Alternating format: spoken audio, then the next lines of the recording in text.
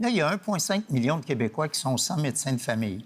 L'objectif de la loi bleue, c'est que tous soient pris en charge d'ici 2027. Un objectif, Dr. Eppel, que vous jugez inatteignable.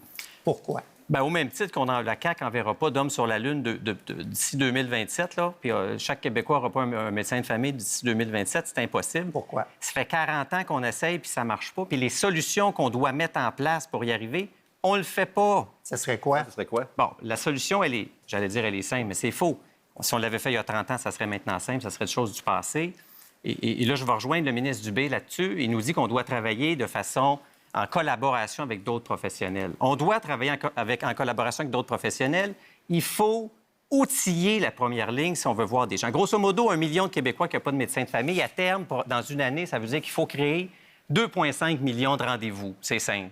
Les médecins, ils en ont là, notre capacité augmentée est limitée. Par contre, on travaille avec d'autres professionnels où on n'a pas optimisé leur travail. On n'a pas optimisé leur travail parce que nos collègues professionnels, là, je parle d'infirmières, de travailleurs sociaux, de psychologues, sont noyés sous une paperasse, sont noyés sous une folie de remplissage de dossiers. Il n'est pas rare, Guy, que je vois des professionnels voir des patients le matin puis faire de la paperasse toute l'après-midi. J'ai certains de mes collègues, je nommerai pas le groupe professionnel, qui travaillent à temps plein, qui peuvent voir 2 à 3 patients par jour. Alors, il faut mettre même les ordres professionnels à l'ordre en disant, là, vous allez slacker les demandes déontologiques, vous allez laisser les soignants soigner. Ils ont besoin de voir des gens et de ne pas mourir sous de la paperasse. Des choses qu'on a faites de bien, Guy, le ministre a donné plein de pouvoirs à plein de professionnels. Bravo. C'est bien. C'est bien. Il faut les outiller pour qu'ils le fassent. C'est pas parce que je dis à une infirmière qui est capable de faire ça qu'elle le fait. Il faut que les programmes universitaires suivent. Il faut que les établissements de santé outillent leurs professionnels pour dire le maximum que vous êtes capable de faire. Je vais vous donner un exemple, Guy, que j'adore.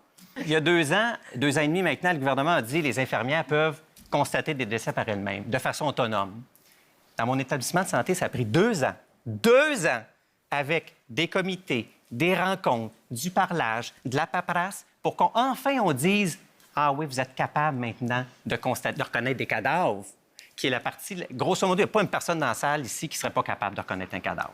Alors imaginez quand c'est le temps de dire à un professionnel « Tu peux prescrire ou tu peux faire ça », on a du retard. Il faut que les professionnels travaillent à leur maximum. Ça va les stimuler puis ça va nous permettre de la rétention.